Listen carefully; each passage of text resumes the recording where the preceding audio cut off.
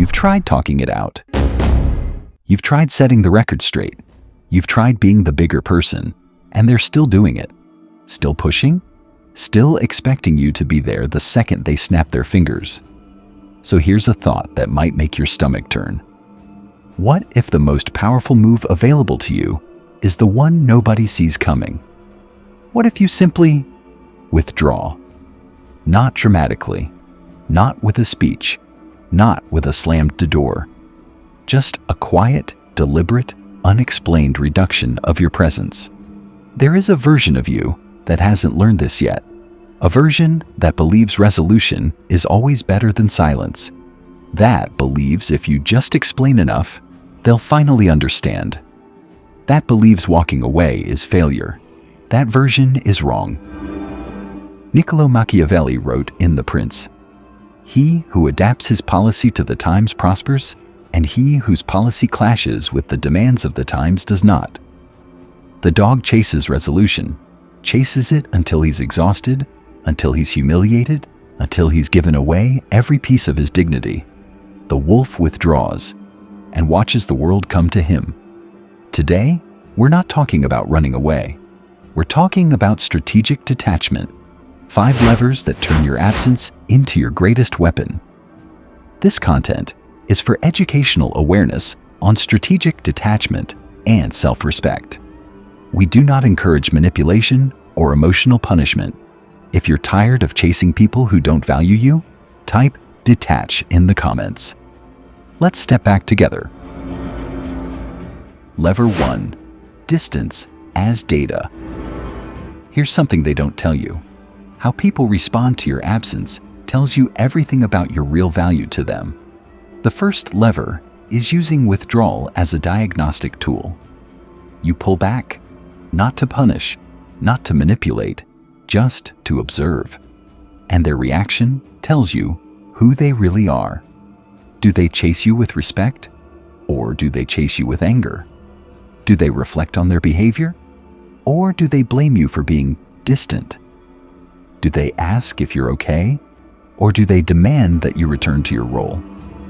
The dog stays close, hoping to be seen. He's afraid of what the silence will reveal.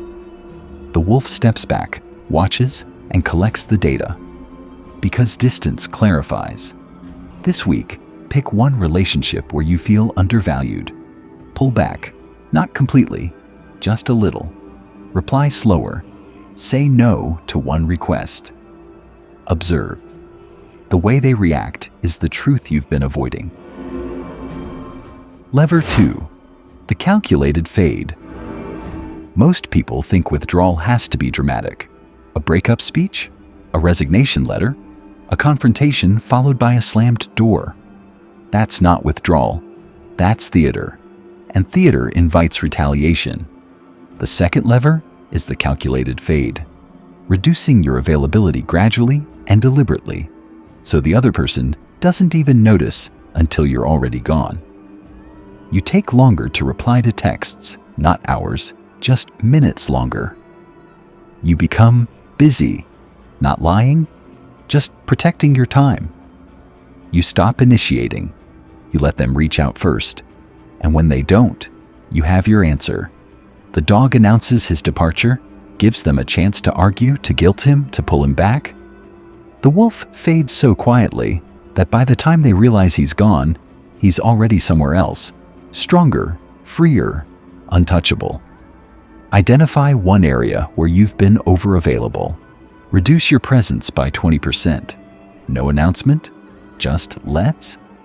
Watch how long it takes them to notice and what they do when they do. Lever 3. Emotional inoculation. Here's the hardest part. When you pull back, your own mind will attack you. They'll think you're cold. What if they leave? You're being cruel. That's the voice of the dog. The voice that equates presence with love, availability with worth. The third lever is emotional inoculation, using the space of distance to clear your own perspective before making any irreversible decision. You don't withdraw to hurt them. You withdraw to heal yourself, to remember who you are without their reflection. to ask yourself, do I actually want to be here? Or am I just afraid of the silence? The dog stays because leaving feels like death. The wolf steps back, breathes, and realizes the silence is not empty. It's full of his own voice, which he hasn't heard in years. Take one full day of intentional distance from a draining relationship. No contact, no checking. Just you and your thoughts. At the end of the day, write down what you felt. Not about them, about yourself. That's the inoculation. Lever 4. The gravity shift. Here's where the power flips. When you are always present, you're a fixture, a piece of furniture, something they expect to be there. Your value is invisible because you're never missing. The fourth lever is the gravity shift. Understanding when and how your absence makes you the more powerful entity in any dynamic. When you withdraw, you create a vacuum, and nature abhors a vacuum. They will feel it. They will wonder. They will reach out, not because they miss you necessarily, but because your absence is uncomfortable. That discomfort is leverage. The dog thinks absence is rejection. The wolf knows absence is information. It tells you who you are to them and who they are to you. After you've pulled back, notice who reaches out, who asks if you're okay, who offers something without being asked. The ones who don't, they've given you their answer. Believe it. Lever 5. Strategic re-entry. The final lever is not about leaving. It's about returning, on your terms. Strategic re-entry is choosing the exact conditions under which you come back, not when they demand it, not when you feel guilty. When you decide, you set the time, you set the terms. You make it clear without saying it that your presence is a gift, not a right. The dog crawls back, apologizes for needing space, and loses all the ground he gained. The wolf returns when he's ready, walks in like he never left, and lets his presence land as an event, not a relief. If there's a relationship you've stepped back from, don't rush back. Wait until you feel calm, clear, and strong. Then re-engage on a neutral topic, not the conflict. Watch how the dynamic has shifted. If it hasn't, you have your answer. Here's the question you've been running from. Why does walking away feel like failure to you? Trace that script to its origin. A parent who withdrew their love when you disappointed them? A culture that told you quitting is for the weak? A story you've been telling yourself since childhood, that your worth is measured by how much you endure? And who in your life only treats you with full respect when you are no longer easily available? That person is not confused. They're strategic. They value you when you're scarce because they don't value you when you're not. The dog stays, hoping to earn respect by proximity.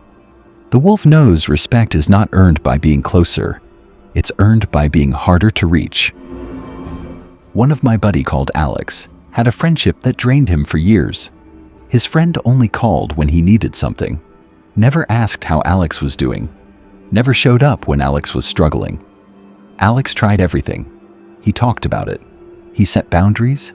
He explained how he felt. Nothing changed. So he stopped. Not dramatically. He just stopped initiating. He let the phone stay silent. The first week, nothing. The second week, nothing. The third week, his friend texted, "You okay? Haven't heard from you?" Alex didn't reply for 2 days. Then he said, "I'm good. Just been busy." His friend didn't ask what he was busy with, didn't offer to help, just said, "Cool, let me know when you're free." That was the data. Alex never heard from him again, except for one more request, months later. Alex said no. The friend disappeared. Alex didn't lose a friend. He lost a parasite, and the distance gave him the clarity to see the difference. This week, pick one lever, just one. Maybe you pull back just enough to gather data. Maybe you fade quietly from a relationship that's been taking more than it gives. Maybe you sit with the discomfort of your own silence and realize it's not as scary as you thought. You're not trying to become cold. You're not trying to punish anyone. You're trying to remember that your presence is not automatic. It's a choice. And when you start treating it like one, other people will too. If this episode landed, if you've ever been the one chasing while others pulled away, then subscribe. You're learning to flip the dynamic. In the next video, we go from physical distance to verbal silence. Silence as a weapon. Because once you know how to withdraw, the next step is learning how to say nothing and let the silence do the screaming. The dog chases resolution. The wolf withdraws and watches the world come to him. Master the game. Guard your mind.